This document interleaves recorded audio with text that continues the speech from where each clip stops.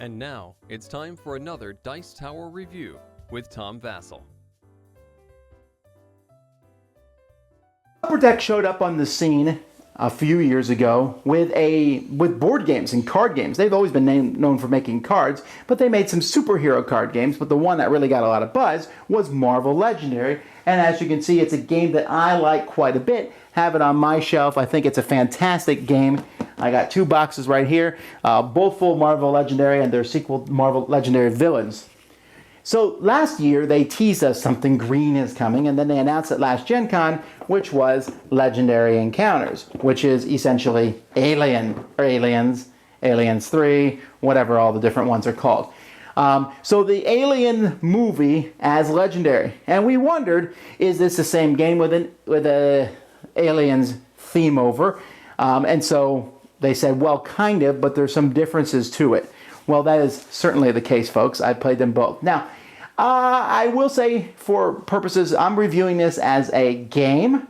I've seen part of Alien, part of Aliens. I've seen part of all the movies. I'm not a big fan of horror movies. I'm not a big fan of gore movies. And this game is also rated as 17 plus. And I wondered about that. There's a little bit of language, but there's a lot of gory violence in the game. So you need to keep that in mind when playing with people. The pictures, they're not pictures from the movie. It's all cartoon artwork, but still can be fairly gory. Well, after all these zombie games, it's not that much more gory than those. But let's take a look at how this cooperative gameplay.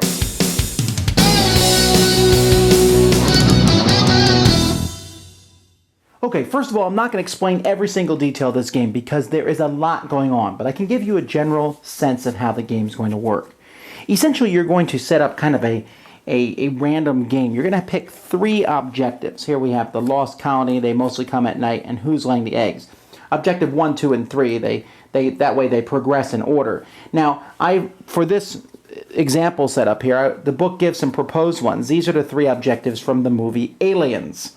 All right, and then you're also going to pick some heroes. You have 4 different heroes you're going to pick. For this one, we're using Corporal Hicks, Private Hudson, Bishop, and Lieutenant Ripley. Those heroes each come with a deck, and you'll shuffle all those decks together, so there's multiple cards for each of those heroes in the deck. There are quite a few other heroes included in this. Let's quickly take a look at some of them. We have, let's see, Francis 85 Aaron. We have Warrant Officer Ripley. There's actually 4 different Ripleys in this game, so you could play a game in which you're just using Ripley. We have Sister Ripley. Here's another one of the Ripley's, Sister. And let's see if we can get a better focus. There we go. We have the Ripley number 8, the new and improved, grown in a lab. We have Navigator Lambert. We have here Johnner. Now, I don't even know who all these people are. I know some of them are, but not all of them. CMO Clemens. We have Christie here, who looks kind of menacing here. You can trigger the mobilize ability of a character in the headquarters, all right? Find it and kill it. Here we have Chief Engineer Parker. Here we have Captain Dallas. And here we have Call. And finally, the last character in this one is Brother Dylan. And each of these people has a deck. They usually have one really good character in this deck here, like Brother Dylan's. This is his best card in the deck. And so they're all going to be different abilities. Now, each player is going to start with a basic deck of cards. This card is made up of grunts and specialists. And they're going to shuffle this together to make a deck. But they're also going to pick an avatar.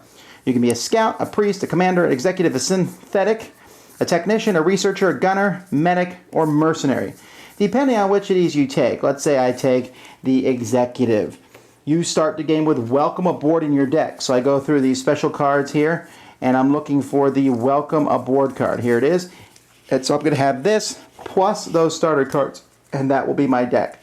I'm going to shuffle these cards, and then I'm going to draw 6 of them into my hand and use them each turn of the game. So players kind of a slightly customized deck, but they also have here, this is armor not used in the basic game, but they have hit points, and that's how many hit points it will take to kill you over the course of the game. Now, the way the objectives work, you're going to be setting up a very specific hive deck here. This deck is made up of little decks that come with each of these objectives, and you also have some other cards mixed in. And it takes a bit to build this deck, but this deck here is the hive. And at the beginning of each player turn, you're going to take the top card from the hive and stick it here in the ventilation shafts. If there's already a card in the ventilation shafts, you push them over. So these cards are going to be pushed over, and if any card makes it to the airlock, we turn that card over, we reveal it, and see what happens. This one is a hazard. Whenever a hazard is revealed, we are going to look at the location. You can pick a different location for each game. In this one, we're using Hadley's Hope. So the first time a hazard's over, we do the first thing on the card, second, third thing, and they're almost always really bad things that will happen to you. And then we discard the hazard. This one here is an event. When an event is shown, we're going to look at the objective card, and it will tell you what to do in case of an event. Here, this event is attached to the room it's revealed in, and so therefore it's harder to see in that room. And then sometimes they are monsters. Here we have a camouflage xenomorph. This is an alien who's going to come fight you, and if they make it to the combat zone, they are going to, at the end of your turn, attack you. Each alien that attacks you, you will draw the top card of a strike deck. Here's a really, really nasty attack that does 4 damage, although someone can show a card to cancel this one. Here's a face hugger. Face huggers are really nasty because you put it in front of you, and any player can fight it on their turn. However, if it's still in front of you next turn, you discard that, and you add a chest burster into your deck. When you draw a chest burster, you're dead, out of the game. Okay? Hooray! But there's all sorts of aliens. Here's a xenomorph swarmer, and as you go further down in the deck, you're going to eventually run into big, nasty cards. Now, what players are trying to do, that's the bad stuff, okay? What players are trying to do is whatever the objective card says. So, for example, for me to go from Objective 1 to Objective 2, we have to kill 3 colonist hosts. And then here, for Objective 2, we have to set up sentry guns in 2 rooms in the complex. And then for this one, we need to kill the queen.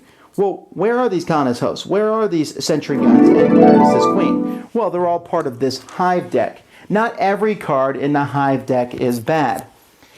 Now, what players are going to do on their turn, they have different options. They're going to be playing as many cards from their hand as they possibly can and using the stuff on those cards. Many cards have recruitment points. You're going to use these kind of as a currency to buy from any of these face-up people. These are better cards that you can stick in your deck. The cost of each card is down here in the lower right, and you can add that to your discard pile. When you run out of cards, you'll shuffle that, put it back in, so you'll get better cards. When you buy one of these, it is immediately replaced with the top card from the deck.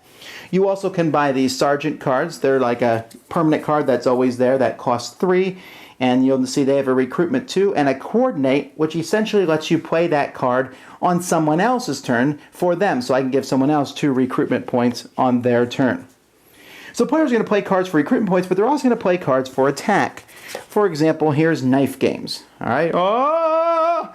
Anyhow, this one, you do 4 attack. But you're also going to draw a strike, which is kind of a bad thing. However, you also notice it shows this little red symbol here. That means if I played a card with that symbol before I played this card, I will also get the special ability here. So this one here does 4 attack, and I draw a strike. However, if I already played a red card, I can ignore that drawing a strike. It's just a straight up 4 attack.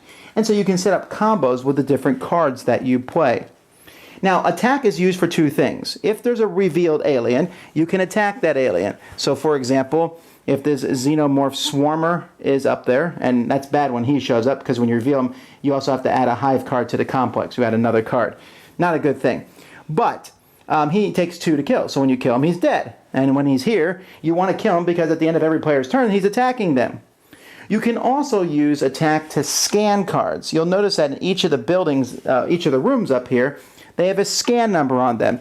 I can, if there's a card here, for example, I can use 3 attack to scan it and reveal the card. And sometimes revealing a card can be much more useful because aliens can get worse when they come down to the bottom.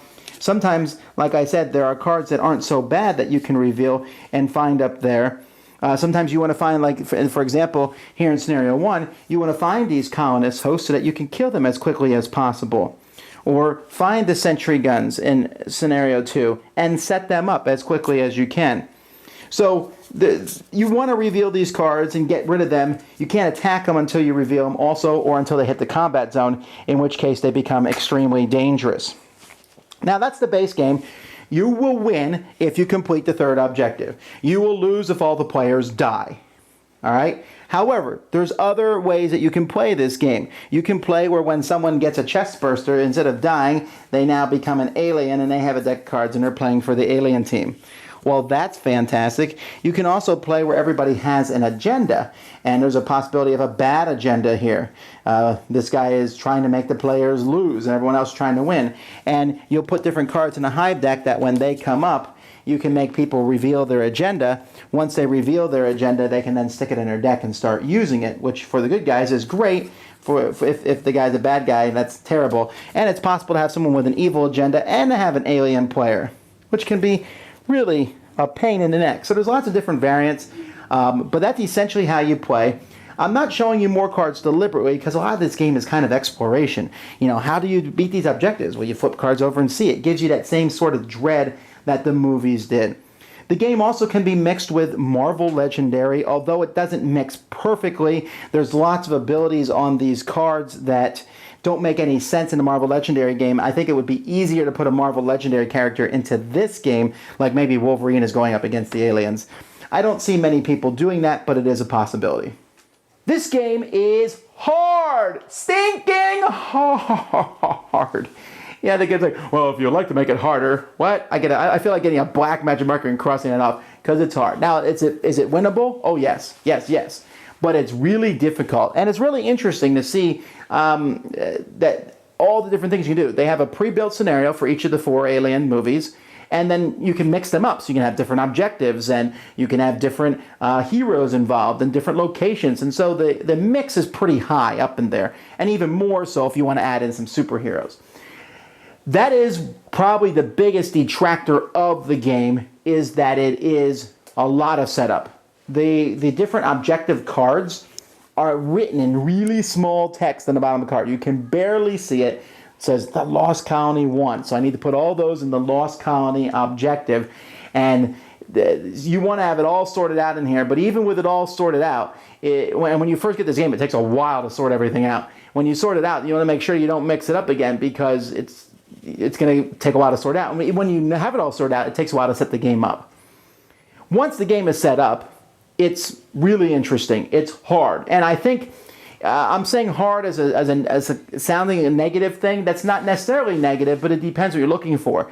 This is most definitely one of the hardest cooperative games I've ever played, but some people will like that because it most certainly fits in with the theme of the movies. This overwhelming sense of dread. It's like alien, and the queen shows up, or the perfect specimen, and you're like, what is this thing? Game over, you know? And that feeling is there, and I don't think you'll be able to play a game of this ever, anywhere, without people quoting Private Hudson. It's just going to happen, or all the different things that happen in these movies.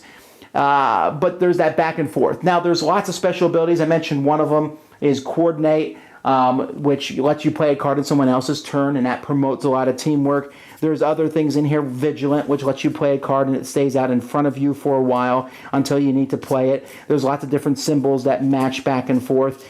Some interesting things, there's cards that when you buy them, you immediately get to do something. But you're always going to feel behind. You get these really cool characters like, and the chest burster and the face hugger.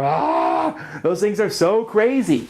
It's really kind of an interesting thing because you're sitting there and you're trying to fight off these aliens. And it like I said, it feels overwhelming. But the sense of overwhelming is then countered by the overwhelming joy you'll have when you beat the game.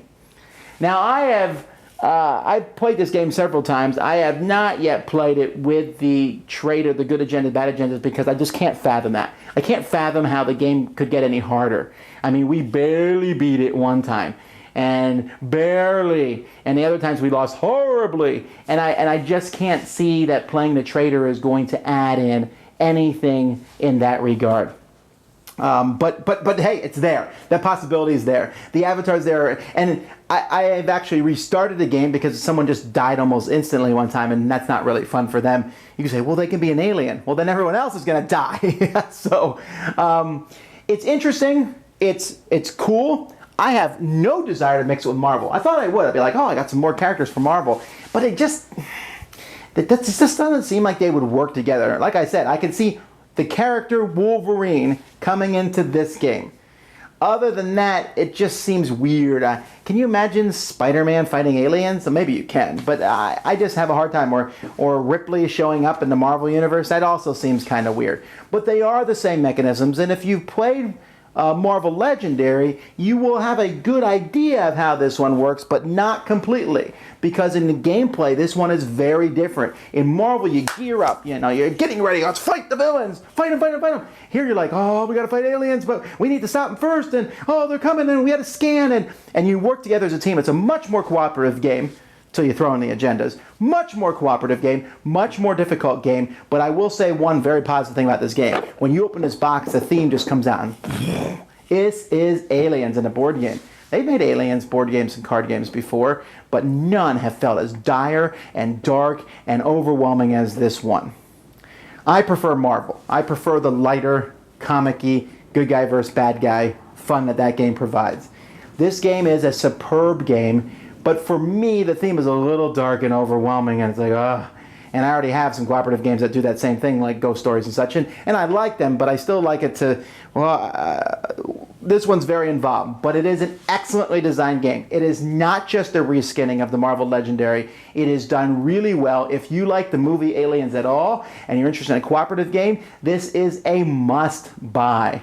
It is a tough game, but like I said, the reward equals the journey that it took to get there, and you'll be so happy when you've won. This is a solid hit out of the park for Upper Deck. It'll be interesting to see how they take other licenses and adapt them to this system. Hopefully they will also put the theme in as strong as this one, because this one nailed it. Thanks so much for watching the Dice Tower videos. Find more great videos and reviews, as well as our top-rated audio podcast at Dicetower.com.